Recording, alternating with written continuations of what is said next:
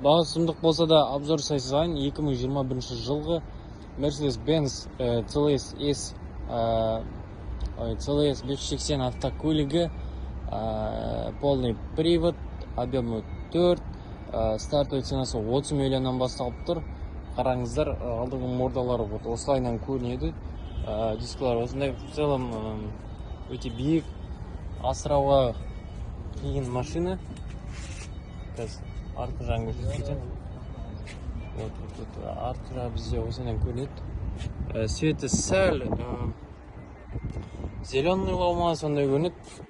Бұл автокөліктің енді ішіне келетін болсақ, бұндай машиналардың үшін көре алмаймыз, өкінішке орай. Бұлар сәл люкс премиумдау класстар. Бұндай машиналардың іштерін жауып тастайды.